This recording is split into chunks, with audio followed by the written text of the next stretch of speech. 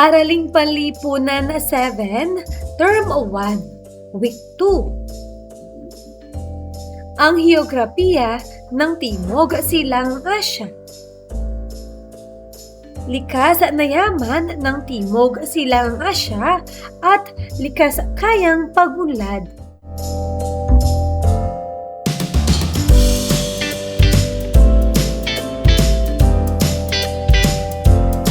Matatag curriculum, bansang makabata, batang makabansa, with me, Teacher KMT.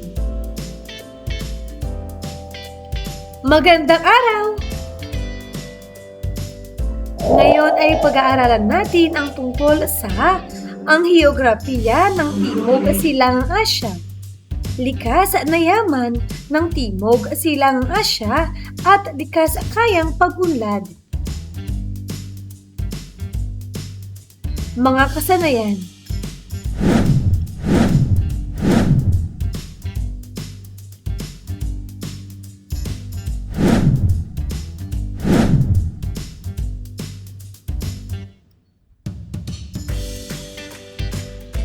Kaugnay na paksa bilang isa. Likas yaman ng Timog Silangang Asya. Maikling balik-aral. Gagabayin kayo ng inyong guro para sa gawain na ito.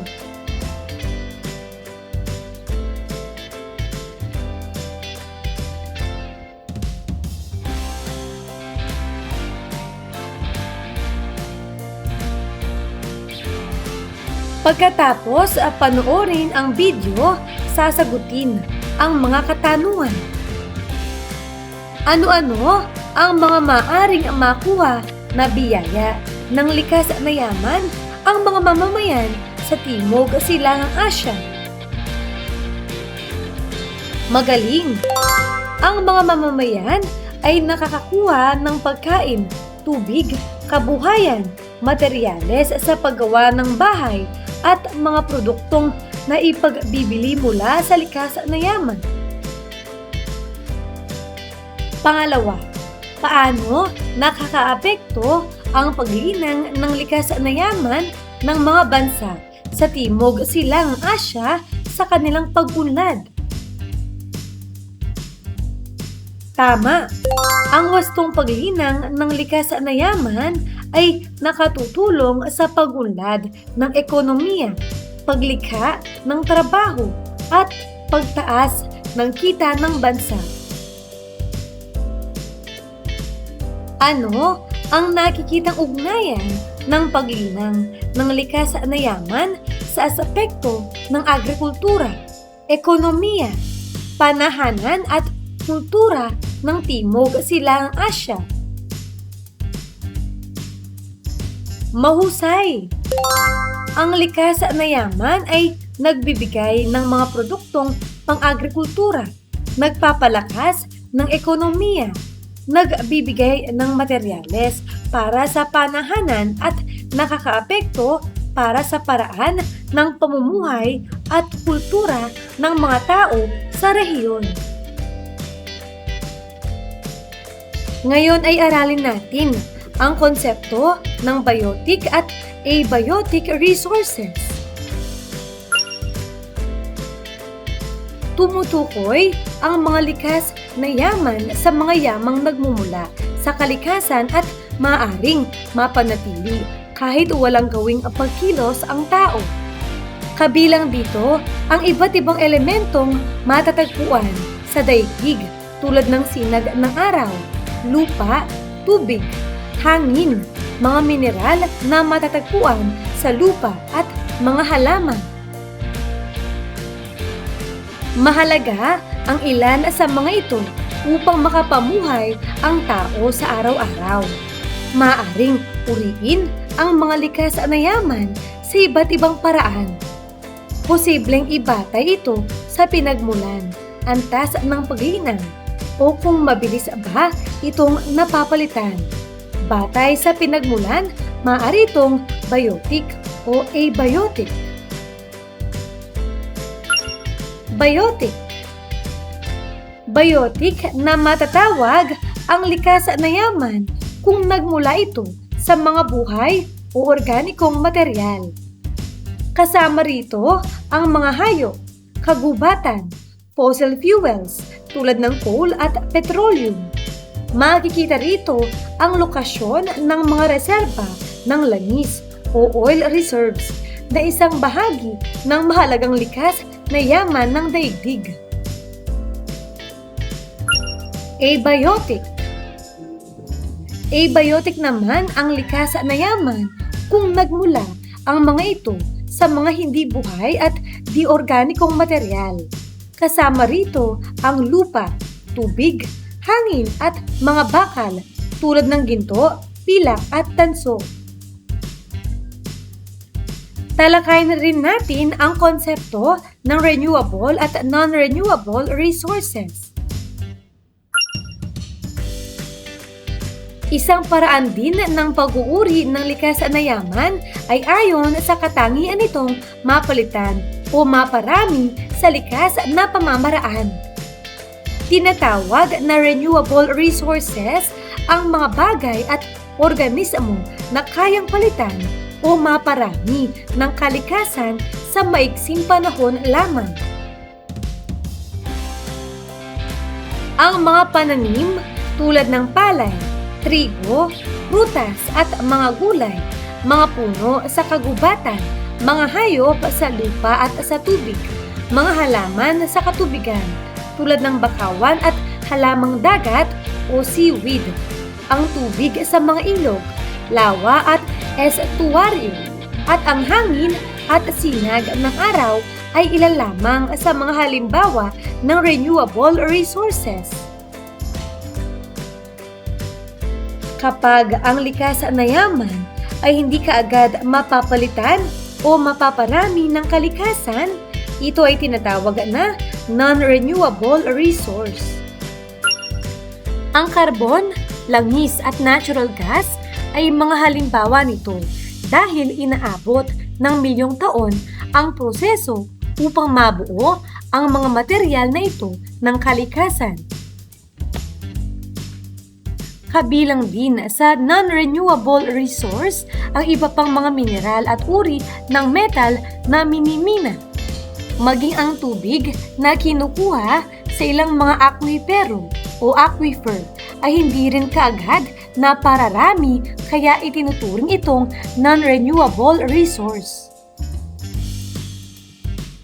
Ang Timog Silangang Asya ay nakalatag sa lugar kung saan ang dalawang dibisyong pandaigdig palahayupan ay nagtatagpo. Ito ay matatagpuan sa silangang bahagi ng tinatawag na Oriental o Indian Geographic Region.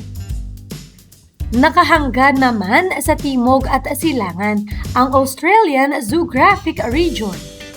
Dahil dito, matatagpuan sa rehiyon ang mga kakaibang uri ng hayop at halaman na dito lamang makikita. Kabilang sa mga ito ang orangutan ng Borneo at Sumatra, ang bearcat at tapir ng Malaysia, ang Komodo dragon at babirusa ng Indonesia, at ang kinikilalang isa sa mga pinakamalaking uri ng agila sa mundo, ang Philippine Eagle na isa sa mga pambansang simbolo ng Pilipinas. Talakayin natin, Timog Silangang Asya, likas na yaman. May reserba ng langis ang Brunei, Malaysia, Vietnam at Indonesia. May deposito ng nickel at iron ang Indonesia, tanso sa Pilipinas, at tin sa Thailand, Myanmar at Laos. Pilipinas, kabilang sa pinakamalaking producer ng silver, coal, gypsum at sulfur. Pangwalo sa pinakamalaking producer ng bigas sa daigdig.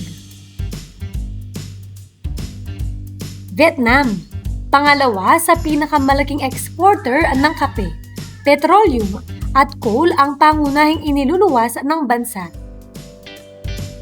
Cambodia, pangunahing itinatanim ay ang bigas, mais at rubber na iniluluwas. Malaysia, pinakamalaking producer ng tin sa buong mundo. Nagluluwas din sila ng iba pang mineral tulad ng copper, iron ore at phosphates. Isa sa mga pangunahing exporters ng rubber, cocoa, pineapple at palm oil. Thailand, pangatlo sa pinakamalaking seafood exporter. Pangalawa sa pinakamalaking exporter ng gypsum. Ang pangunahing produktong iniluluwas ay shrimp, coconut, corn at sugarcane. Implikasyon ng pangangalaga ng likas na yaman ng Timog Silangang Asya. Una, agrikultura. Sa kabuuan, ang Timog Silangang Asya ay agrikultural. Ang malalawak at mahabang ilog at delto, gayon din ang klimang monsoon ay nakatutulong upang patabain at gawing produktibo ang malalawak na lambak at kapatagan ng rehiyon. Dahil dito, ang karamihan sa Asyano ay naninirahan sa mga kapatagang sakahan na mas ginagawa pang sagana ng mga makabagong sistemang pang-irigasyon. Ang mga lunas ng Mekong at Tonle Sap sa Cambodia, ang makitid na baybayin at matabang sakahan sa paanan ng bundok ng Annamite ng Vietnam, ang masaganang kapatagan ng Chao Phraya River, ang malawak na saklaw ng kapatagan ng Nueva Ecija at ang rice terraces ng Banaue ng Pilipinas, ang matabang lupain ng Java sa Indonesia, at ang masaganang kapatagan ng Lambak Ilog Irrawaddy ng Myanmar ay mga pinagmulan ng milyon-milyong toneladang ani ng bigas at iba pang produkto na mahalaga hindi lamang para sa ikabubuhay ng populasyon sa rehiyon kundi ng iba pang bansa sa mundo. Ang kita mula sa mga produktong nagmumula sa mga sakahang ito ay nakatutulong sa paglilinang ng ekonomiya ng mga bansa sa rehiyon. Ganito rin ang sitwasyon sa mga taniman ng goma sa Malaysia, Thailand at Cambodia kung saan matatagpuan ang malalawak na rubber plantation. Dahil sa pagiging agrikultural ng mga bansa sa rehiyon, ang karamihan ng taga-Timog Silangang Asya ay umaasa sa pagsasaka bilang kabuhayan. Dahil dito, ang higit sa kalahating bilang ng populasyon ng Indonesia ay naninirahan na sa Java na 7% lamang ng sukat ng bansa. Upang malutas ang hamong ito, inilunsad ng pamahalaan ng bansa ang Transmigration Policy kung saan sinisikap ng pamahalaan na makahikayat ng malawakang pagpapalit ng malaking bilang ng populasyon sa iba pang bahagi ng kapuluan. Pangalawa, ekonomiya. Ang mga pagawaan at sektor ng serbisyo ay mabilis na naging mahalagang tagapag-ambag din sa pag-unlad ng ekonomiya sa rehiyon. Ang pagawaan ng mga kahoy na pangkonstruksyon ang bumubuo sa 70% ng ekonomiya ng Cambodia. Ganito rin ang kalagayan sa Malaysia kung saan pinakamahalaga ang industriyang timber. Ang mga kahoy na pangkonstruksyon ang isa rin sa pinakamahalagang produktong iniluluwas ng Malaysia. Ang ekonomiya naman ng Laos ay matagumpay na nasusuportahan ng industriyang handicraft tulad ng pagpapalayok, paghahabi at silver smithing o paglilinang ng mga produktong yari sa pilak. Sinisikap naman ng Vietnam na malinang ng husto ang sektor ng industrial. Sa kasalukuyan, kilala ang bansa sa paggawa ng mga tela, elektronik at mga sasakyan. Pinagtutuunan din ng pansin sa kasalukuyan ang paglinang ng reserbang langis ng bansa. Samantala, ayon sa Ministry of Economy, Trade and Industry o METI ng Indonesia, ang bansa ay kasalukuyang nakararanas ng mabilis na transformasyong pang-ekonomiya at kinikilala sa kasalukuyan bilang isa sa mga pinakamalaking ekonomiya sa Timog Silangang Asya. Ito ay bunga ng estratehikong lokasyon ng bansa. Kaiba naman ang mga yamang likas ng Singapore. Ang estratehikong lokasyon nito ay pinagkalooban ng likas na malalim sa daungang baybaying dagat. Dahil dito, ang bansa ay nalinang bilang isang entrepot o transshipment port kung saan ang kalakalang extended entrepot ay pinalawig at umulad. Halimbawa ng mga produktong ito, ang wafer fabrication industry o oil refinement industry. Nagluluwas din ang bansa ng mga electronic, chemical at serbisyo. Sa kasalukuyan, ang Singapore ay kilala bilang isa sa mga pinaka-industrialisadong bansa sa Timog Silangang Asya. Pangatlo, panahanan at kultura. Ang tradisyonal na panahanan sa Timog Silangang Asya ay nakabatay sa klima at heograpiya ng rehiyon. Karaniwan na sa mga lalawigan ang prefabricated o pinagkakabit-kabit na materyales sa pagbuo ng panirahan. Karaniwang tahanan ng mga mangingisda ang mga panahan ng stilt na nakatayo sa tabing dagat at sinusuportahan lamang ng mga poste. Ang mga magsasaka naman ay karaniwang nakatira sa mga nipahat na nabubungan ng mga pawid at karaniwang matatagpuan sa paligid ng mga sakahan. Gayunpaman, bunsod ng pagbabago sa sistema ng pagsasaka mula sa tradisyonal na agrikultura patungong paggawa at serbisyo, ang mga panahanan sa rehiyon ay nagbago na rin. Ang dating gawa sa mga kahoy at pawid ay karaniwang gawa na sa mga ladrilyo o semento. Ang hindi mapigilang pag-unlad ng mga pook urban ay nauwi na rin sa paglilinang ng panahanang urban kung saan matatagpuan ang nagtataasang kondominium at panahanan sa mga subdivision sa pusod ng mga lungsod. Maikling pagsusulit. Paano to? Basahin ang bawat tanong. Isulat ang titik ng tamang sagot. Una, ano ang tawag sa likas na yamang nagmumula sa mga buhay o organikong material? A. Abiotic. B. Biotic. C. Mineral. D. Metal. Ano ang tamang sagot?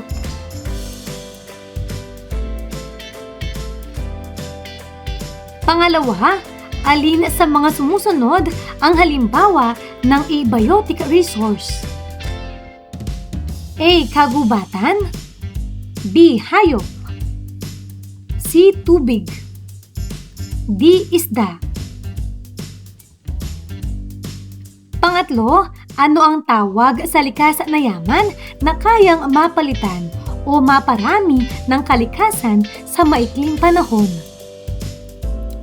A. Non-renewable resource. B. Biotic resource. C. Renewable resource. D. Mineral resource. Pang-apat, aling bansa sa Timog Silangang Asya ang kabilang sa pinakamalaking producer ng bigas sa daigdig? A. Thailand. B. Malaysia. C. Pilipinas. D. Singapore. Panglima, bakit mahalagang pangalagaan ang likas na yaman? A. Upang masira ang kalikasan. B. Upang magkaroon ng pagkain, kabuhayan at maayos na kapaligiran. C. Upang maubos ang mga hayop at halaman. D. Upang maubos ang mga halaman.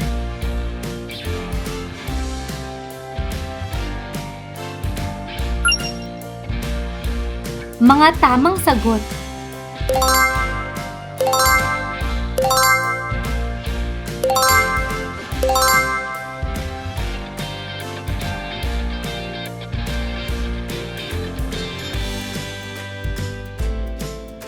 Kaugnay na paksa bilang 2. Ano ang tungkulin sa likas-kayang pagunlad?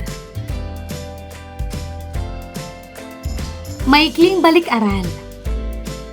Sagutin ang mga sumusunod na katanungan. Una, ano ang dapat gawin kapag nagputol ng puno? Tama. Magtanim ng kapalit na puno. Pangalawa, magbigay ng isang paraan kung paano makatutulong ang mga bata sa pangangalaga ng kalikasan. Mahusay.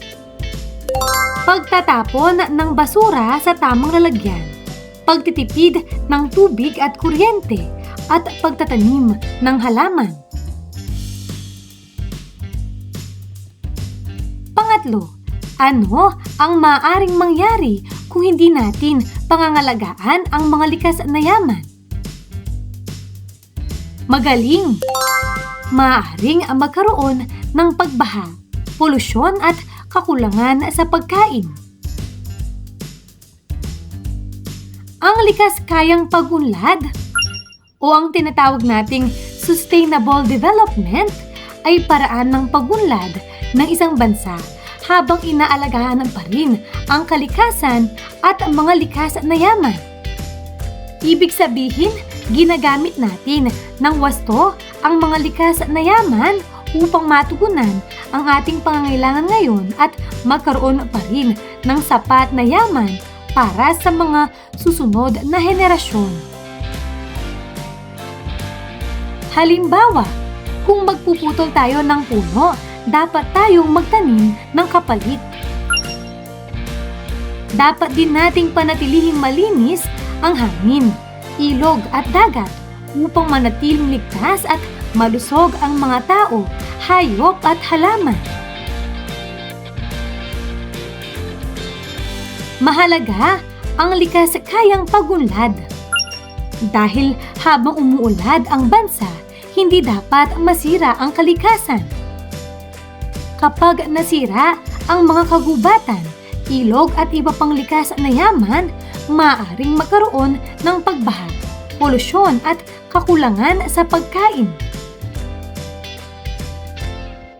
Maari kang makatutulong sa pagsulong ng likas-kayang pagunlad sa pamamagitan ng pagtatapon ng basura sa tamang lalagyan, pagtitipid ng tubig at kuryente, pagtatanim at pag-aalaga ng mga halaman,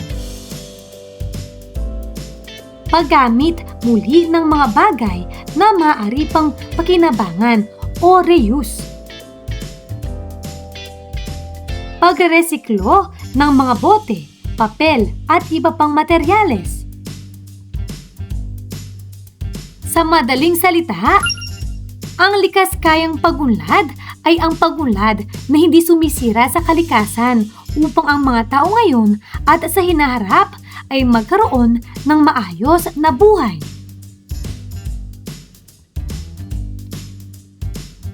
Maikling pagsusulit. Paano to? Isulat ang tama kung wasto ang pahayag at mali kung hindi. Una, ang likas-kayang pagunlad ay pagunlad na isinaalang-alang ang pangangalaga sa kalikasan Pangalawa, maaaring putulin ang lahat ng puno na hindi nagtatanim ng kapalit. Pangatlo, ang pagtitipid ng tubig at kuryente ay isang paraan ng pagtulong sa likas kayang pagunlad.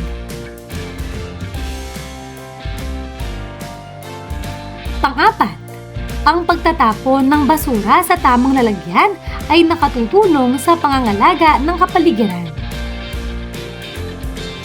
Panglima, ang likas kayang pagunlad ay tumutulong upang magkaroon ng maayos na buhay ang kasalukuyan at susunod na henerasyon. Mga tamang sagot.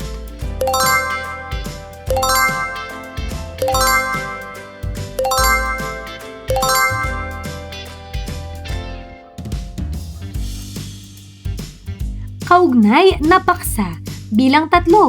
Mga hamon sa likas kayang pagunlad. Maikling balik-aral. Sagutin ang mga sumusunod na katanungan. Una, bakit sa tingin mo mahalagang pangalagaan ang kalikasan? Magaling! Mahalagang pangalagaan ang kalikasan dahil dito nanggagaling ang ating pagkain, tubig at malinis na hangin. Pangalawa, ano ang ginagawa mo sa bahay o paaralan upang makatulong sa pangangalaga ng kapaligiran? Mahusay!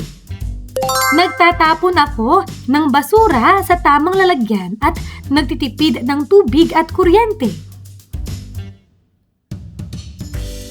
Pangatlo, ano ang iyong mararamdaman kung maubos ang mga puno at iba pang likas na yaman? Tama! Maaaring malungkot dahil masisira ang kalikasan at mahihirapan ang mga tao at hayop na mabuhay.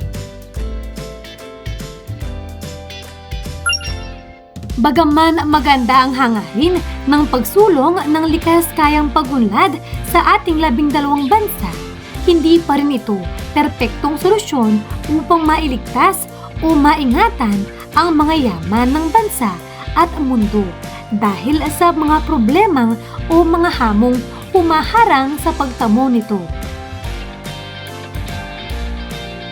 Narito ang ilan sa mga hamon ng pagtamo ng sustainable development. Una, mga negosyo na nakapokus sa kita.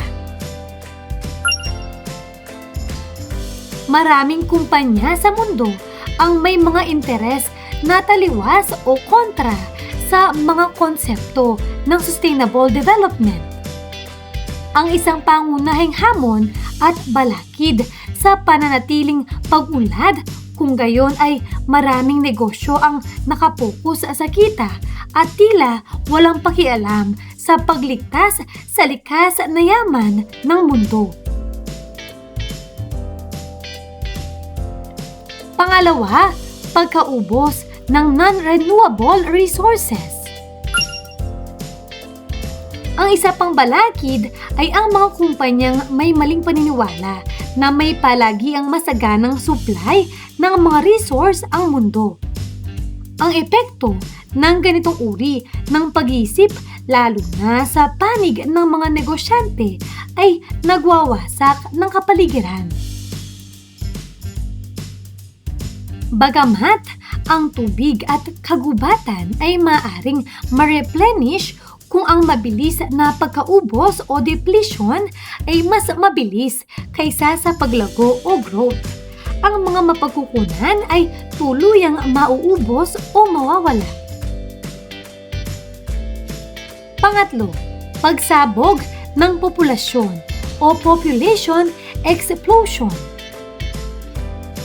Ang populasyon ng mundo ay lubhang nadagdagan ng mabilis sa huling 200 taon at ang paglago nito ay tila walang katapusan. Kapag malaki ang populasyon, maraming tao ang mangangailangan at gagamit ng limitadong likas na yaman ng mundo. Maging ang pagsabog ng populasyon ay malaking hamon din sa edukasyon, pagkain, tahanan, ekonomiya at hanap buhay.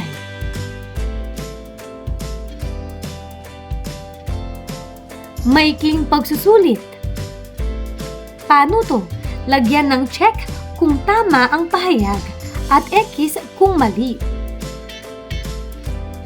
Una, ang lahat ng negosyo ay laging inuuna ang pangangalaga sa kalikasan kaysa sa kita. Pangalawa, ang pagkaubos ng likas na yaman ay isa sa mga hamon sa likas kayang pagunlad. Pangatlo, kapag dumami ang populasyon, mas maraming likas na yaman ang kakailanganin ng mga tao. Pang-apat, ang pagsabog ng populasyon ay maaaring makaapekto sa pagkain, tahanan at hanap buhay. Pang-lima, mahalaga ang pangangalaga sa likas na yaman upang magkaroon ng maayos na kinabukasan. Mga tamang sagot.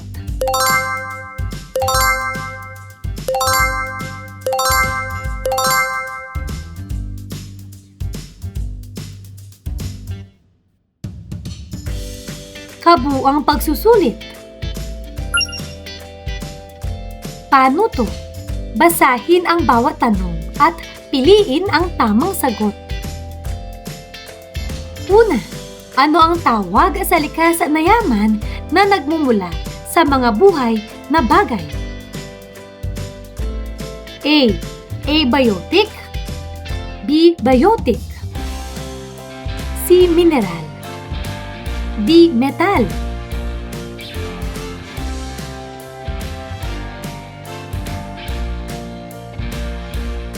Pangalawa, alin sa mga sumusunod ang halimbawa ng abiotic resource? A. Hayop. B. Kagubatan. C. Tubig. D. Isda. Pangatlo, alin sa mga sumusunod ang renewable resource? A. Langis. B. Carbon. C. Natural gas. D. Puno.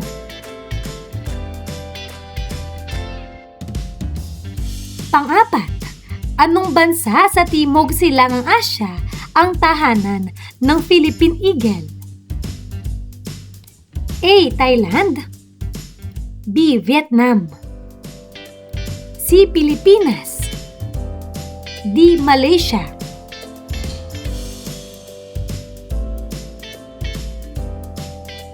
Panglima, ano ang pangunahing kabuhayan ng maraming mamamayan sa Timog Silangang Asya?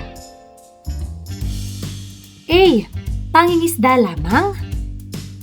B. Pagmimina. C. Pagsasaka. D. Pagmamaneho.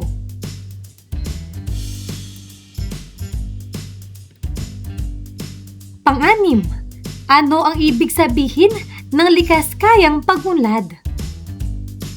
A. Pagunlad na walang pakialam sa kalikasan. B. Pagunlad na isinaalang-alang ang pangangalaga sa kalikasan. C. Pagputol ng lahat ng puno.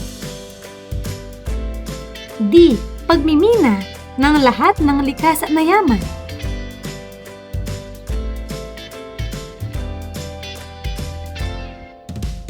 Pang-pito, alin sa mga sumusunod ang paraan upang makatulong sa likas kayang pagunlad? A. Pagtapon ng basura sa ilog. B. Pag-aaksaya ng tubig. C. Pagre-resiklo ng mga materyales. D. Pagputol ng mga puno. Pang-8, ano ang isang hamon sa likas kayang pagunlad? A. Pagtatanim ng puno. B. Pagreresiklo. C. Pagkaubos ng non-renewable resources. D. Pagtitipid ng kuryente.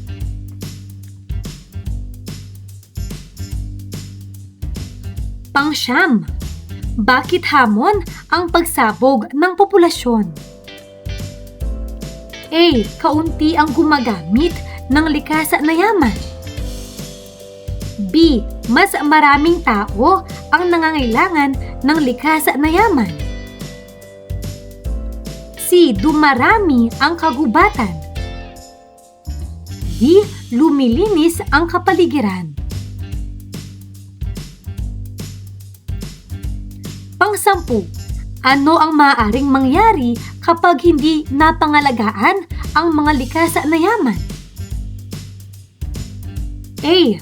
Mas maraming puno ang tutubo. B. Magiging masagana ang lahat ng ilog. C. Maaring magkaroon ng polusyon at kakulangan sa pagkain. D. Dadami ang mga hayop.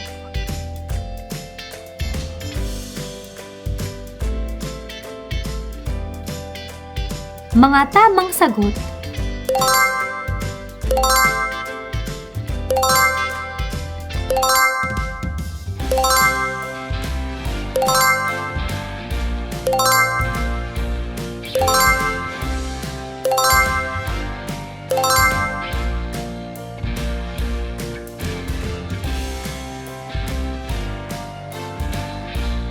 Mahusay! Ano ang mga natutuhan mo sa araw na ito?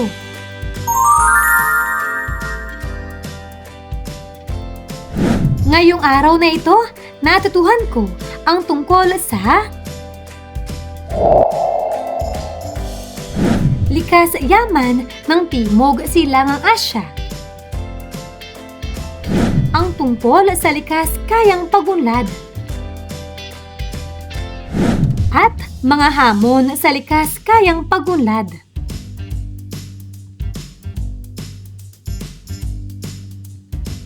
Maraming salamat sa pakikinig. Sana ay may natutuhan kayo. Huwag niyong kalimutan, pindutin ang like, share at subscribe.